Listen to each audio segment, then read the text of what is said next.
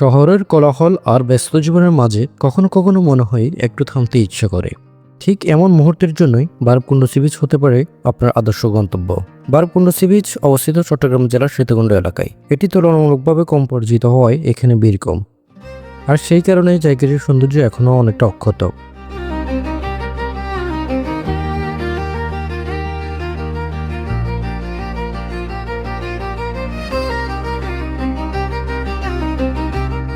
Hello everyone, আসসালামু আলাইকুম। সবাই কেমন আছেন? আশা করি সবাই ভালো আছেন। আমি আলহামদুলিল্লাহ ভালো আছি।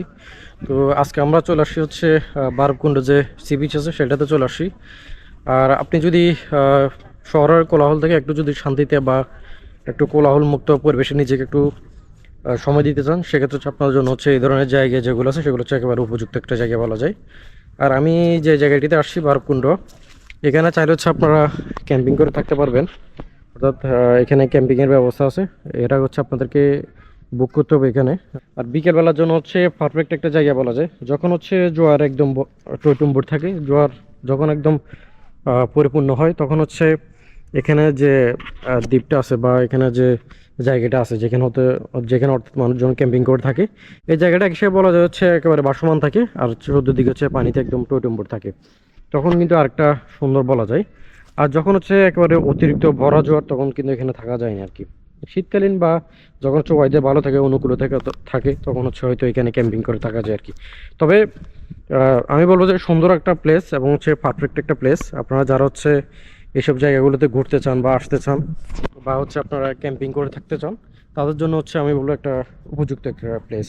আপনি এখানে আসলে হচ্ছে আপনি এখান থেকে জোয়ার ভাটা, এরপর হচ্ছে সানসেট, দুইটাই উপভোগ করতে পারবেন। আর এখানে যেহেতু ওরা রিসোর্ট করছে, সেক্ষেত্রে হচ্ছে এখানে যে রাতের যে লাইটিংয়ের ব্যবস্থা আছে, যখন লাইটগুলো জ্বলে তখন হচ্ছে এখানকার সৌন্দর্য আরও বেশি লাগে। আর এখানে সবচেয়ে সৌন্দর্যের যে ব্যাপারটা সেটা হচ্ছে আপনি যখন বারবকুণ্ড সি বিচে আসবেন, বারবকুণ্ড সি বিচ থেকে যে বেরির যে রাস্তাটা আছে, রাস্তা থেকে যখন হচ্ছে আপনি আস্তে আস্তে সাগর পাড়ের দিকে আসলে তখন হচ্ছে আপনার চারিদিকে হচ্ছে সবুজের সমারোহ।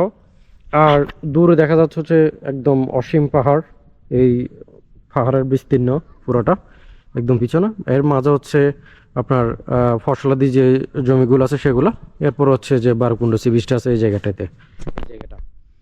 তো অতএব আমি বলবো যে আপনারা যারা আসবেন বিকেলবেলা ঘোরার জন্য, আপনারা হতাশ হবেন না। সুন্দর একটা প্লেস, তবে পর্যাপ্ত সময় নিয়ে আসবেন। আর হচ্ছে কি আপনারা টাইম মেনটেন করে এখান থেকে চলে যাবেন আর কি। সুন্দর একটা প্লেস বলা যায় ওভারঅল। জোয়ার থাকলে হচ্ছে এখানে হাঁটা যায় না, এখানে পানিতে একেবারে টইটুম্বুর থাকে। আর যখন হচ্ছে জোয়ার থাকে না, তখন হচ্ছে আপনারা এখান থেকে চাইলে হচ্ছে একেবারে নিচ পর্যন্ত যেতে পারবেন।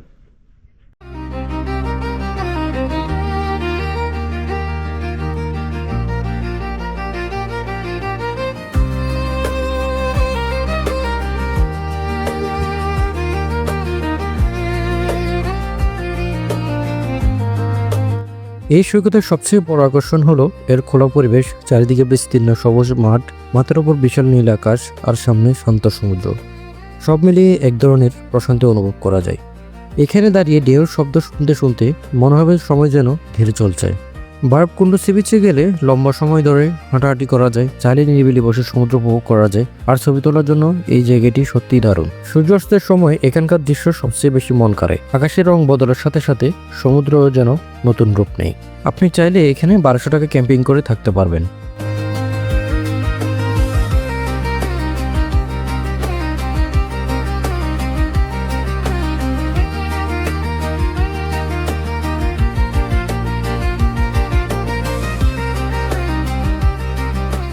বারবকুণ্ড সি বিচের রাস্তা, অর্থাৎ বেড়িবাঁধের উপরে যে রাস্তাটা করেছে এটা।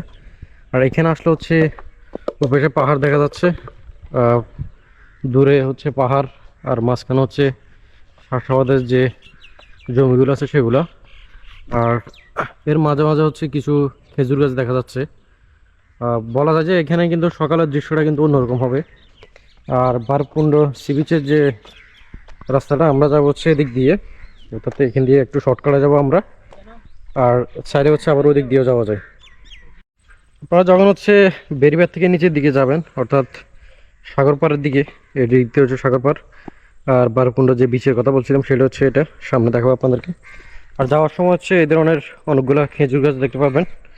এগুলো মেবি হচ্ছে বিকেলে কাটবে, বিকেলে কেটে দেন হচ্ছে যে পাতিলগুলো বসে আর কি রসের জন্য, এবং মাটির যে পাতিলগুলো আছে সেগুলো হচ্ছে এখানে দেয় আর কি রসের জন্য। আর এখানে হচ্ছে অনেকগুলা খেজুর গাছ আছে। সীতাকুণ্ডের বা বাঁশবাড়িয়া রেঞ্জের এদিকে হচ্ছে অনেক খেজুর গাছ আছে। আপনারা যখন হচ্ছে এসব দিকে আসবেন, এসব দিকে আসলে হচ্ছে আপনারা এগুলো দেখতে পারবেন। আপনারা যখন হচ্ছে এই বারকুণ্ড সি বিচে আসবেন, সি বিচে আসতে হলে আপনাদেরকে ফার্স্ট অফ অল হচ্ছে এখান বা অলঙ্কারও চলে আসবেন আপনারা শহরের যে কোনো জায়গা থেকে। যদি আপনার পার্সোনাল বাইক থেকে বা গাড়ি থেকে সেটা হচ্ছে আলাদা হিসাব, সেক্ষেত্রে হচ্ছে আপনি ইজিলি আসতে পারবেন। আর লোকালে যদি আসতে চান সেক্ষেত্রে হচ্ছে আপনাদেরকে অলঙ্কার বা এখানে আসতে হবে। ওইখান থেকে দেন হচ্ছে আপনাদেরকে যে ডিস্ট্রিক্ট বাসগুলো আছে সেগুলোতে করে উঠে যাবেন। জনপ্রতি হচ্ছে আপনাদের 40 টাকা বা 35 টাকা এরকম করে নিবে। আর আপনাদেরকে হচ্ছে বারকুণ্ড যে বাজার আছে বাজারে নেমে যেতে হবে। বাজার থেকে দেন হচ্ছে আপনারা অটো বা সিএনজি রিজার্ভ করে এখানে ডিরেক্ট চলে আসতে পারবেন। আর সিএনজি লোকাল হচ্ছে জনপ্রতি 20 টাকা করে। আর আপনারা যদি চান যে রিজার্ভ যদি 2-3 জন থাকেন আপনারা, সেক্ষেত্রে হচ্ছে আপনারা রিজার্ভ 70 টাকা বা 60 টাকা দিয়ে চলে আসতে পারবেন এখানে। আপনারা যারা হচ্ছে ডে ট্যুর দিতে চান এসব জায়গাগুলোতে, সেক্ষেত্রে হচ্ছে আমি বলবো যে আপনাদের যাদের হচ্ছে পার্সোনাল গাড়ি বা বাইক আছে বা যাদের হাতে হচ্ছে পর্যাপ্ত টাইম আছে, আপনারা চাইলে হচ্ছে একসাথে অনেকগুলো জায়গা ট্যুর দিতে পারবেন। যেমন হচ্ছে আমি যেখানে দাঁড়িয়ে আছি বারকুণ্ড সি বিচ, এটার বাম পাশে অর্থাৎ এই পাশে হচ্ছে আপনার বাঁশবাড়িয়া যে ফেরিঘাটটা আছে, এই ঘাটটা একদম এই কর্নার বরাবর, এখান থেকে একেবারে কাছে। এর পাশে হচ্ছে নডালিয়া সি বিচ, দুটো একসাথে আছে। এরপর হচ্ছে বারকুণ্ড যে সি বিচ আমি যেখানে দাঁড়িয়ে আছি, আর ঠিক এ প্রান্ত হচ্ছে আপনার গুলিয়াখালী সি বিচ। অর্থাৎ এগুলো সবগুলো হচ্ছে মোটামুটি কাছাকাছি বলা যায়। তো আপনারা যারা হচ্ছে এই ধরনের ডে ট্যুরগুলো দিতে চান একসাথে কয়েকটা জায়গায়, আপনারা চাইলে হচ্ছে ইজিলি দিতে পারবেন। তবে আপনাদেরকে পর্যাপ্ত টাইম নিয়ে বা পর্যাপ্ত সময় নিয়ে হচ্ছে আপনাদেরকে বের হতে হবে এবং আপনারা আপনাদের টাইম মেনটেন করে হচ্ছে এসব জায়গাগুলোতে ঘুরতে পারবেন। বিয়ার্স, বিকাল হল হচ্ছে এখানে পর্যটকদের অনেক আনাগোনা হয়। অনেক পর্যটক আসেন এখানে ঘোরার জন্য, বা কেউ হচ্ছে নিজেকে একটু টাইম দেওয়ার জন্য, বা কেউ হচ্ছে ফ্যামিলি নিয়ে আসেন, আবার কেউ ফ্রেন্ড সার্কেল নিয়ে আসেন।